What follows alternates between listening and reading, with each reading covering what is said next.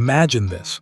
You're sitting at a red light, windows down, summer night air thick with anticipation. The light flips green. Before you can even blink, something absolutely primal rips past you, a blur of carbon fiber and American fury that sounds like God himself clearing his throat with a supercharger. Your heart skips. Your jaw drops. That, my friends, wasn't a demon, wasn't a Z06, wasn't even a Ford GT. That was the first real-world sighting of the 2026 Dodge Viper, and today I've got my hands on one before pretty much anyone else on the planet. Welcome back to Pickup Case. Buckle up, because this is going to hurt in the best way possible. Let's start with the elephant in the room. Yes, the Viper is actually coming back. After we all cried in 2017 when the Gen 5 rolled off the line for the last time, Dodge went silent. Rumors flew, concepts leaked, and every year at SCMA someone swore next year. Well, next year is now 2026, and what's rolling into dealerships is the most unhinged, unapologetic, middle finger to regulation sports car America has ever built. Pricing first, because I know that's burning in your brain. Base price for the 2026 Viper starts at $148,900. Before you choke on your energy drink, yes, that's double what the last ACR cost, but hear me out. The mid-tier Viper GTS jumps to $172,500, and the full-send ACR you're looking at right now stickers at $214,990 before options. And trust me, you're going to option the hell out of this thing. Carbon ceramic brakes, $12,000, the exposed carbon roof, another $8,000.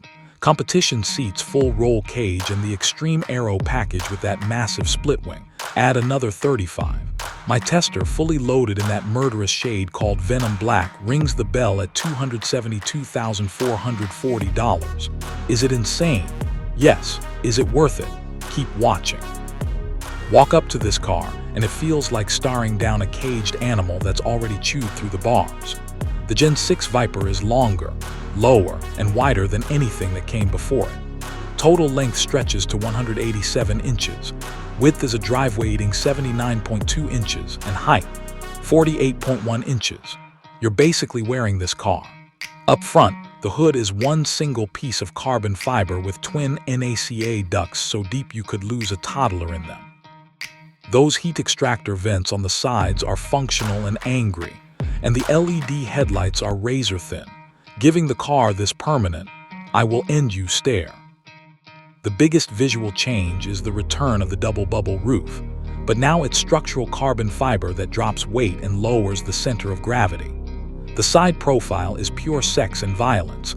Those massive hips flare out over 305 section front and 355 section rear Michelin Pilot Sport Cup 2 RS. 20-inch front, 21-inch rear forged wheels with exposed carbon barrels. And the rear, that diffuser is so large it needs its own zip code. Active aero elements flip, tilt, and split airflow in ways that would make an F1 engineer blush. Dodge claims over 2,200 pounds of downforce at 150 mph on the ACR. 2,200. That's more than a current GT3 RS. Open the door, well, yank the door, because there are no exterior handles, just a little key fob button, and you're greeted by the smell of Alcantara, carbon, and barely suppressed rage. The interior is a complete departure from every Viper that came before it. No more cheap plastics, no more SRT stitched into seats that look like they came from a 2008 Challenger. This cabin is pure Italian supercar fighter, but with American attitude. The seats are deep carbon buckets with 6-point harnesses standard on the ACR. Red belts, because of course. The dashboard is wrapped in Alcantara with red contrast stitching, and there's a 12.3-inch digital gauge cluster that can flip between classic analog Viper gauges and a full-track telemetry mode. Center stack. A vertical 14-inch touchscreen running the latest Yukon X6.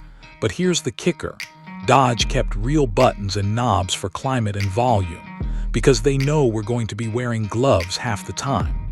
There's even a little Viper Fang logo that lights up red on the passenger side dash when you hit launch control. Subtle. Now the moment you've all been waiting for. What's under that endless hood? Rumors were wild: twin-turbo V8, hybrid V8, electric Hellcat motor, Banshee motor. Dodge said screw all of that and went straight to the apocalypse. Meet the 7-liter Anaconda V8, naturally aspirated. No turbos, no hybrid nonsense. Just 800 horsepower and 700 lb-ft of torque from a pushrod V8 that sounds like the world ending. Redline is 7,200 RPM, and it makes peak power at 6,800. Yes, you read that right, 800 horsepower, naturally aspirated in 2026. Dodge basically told every emissions regulator to get bent. It's mated to a reinforced Tremec TR90707 speed manual.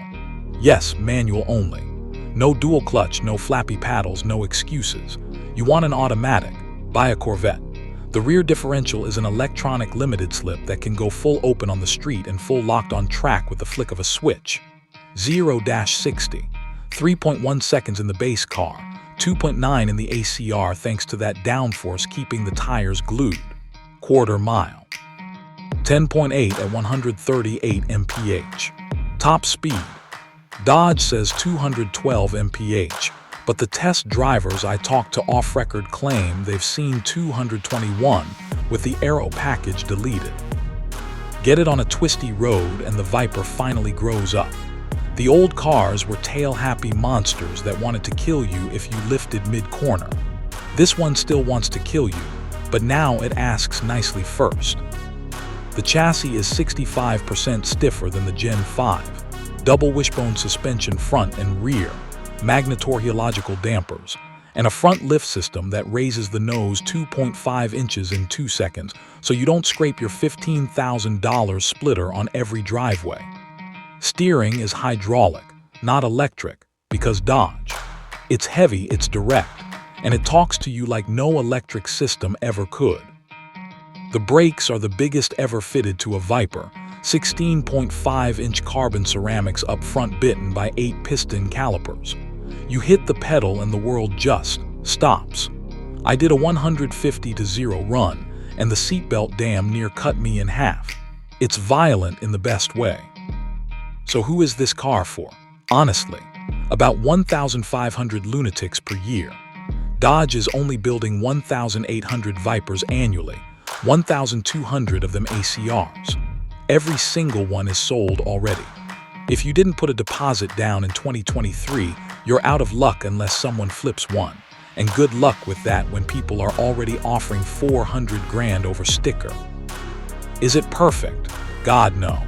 The trunk is basically a mailbox. There's no place for a coffee cup that won't become a projectile. Rear visibility is a rumor. And if you're over 63, you're going to be intimate with the roof. Fuel economy. 11 mpg if you're gentle. And gentle isn't why you buy this car. This is the last Dinosaur. The final naturally aspirated, manual-only, fire-breathing American monster before everything goes electric and silent. In a world of 1,000 horsepower hybrid this and 4-motor that, the 2026 Viper is a glorious, snarling middle finger to progress. It's expensive, it's impractical, it's dangerous, and it is absolutely perfect. So if you ever get the chance to drive one, do it. Because in 10 years, when everything on the road whispers instead of screams, you'll be able to say you lived through the last great American supercar. And that, my friends, is worth every single penny. Smash that like button if this thing gave you goosebumps. Subscribe because we're going to be tracking this car soon. And let me know down in the comments, would you daily drive a 2026 Viper? Or is this strictly a weekend psychopath toy? See you in the next one.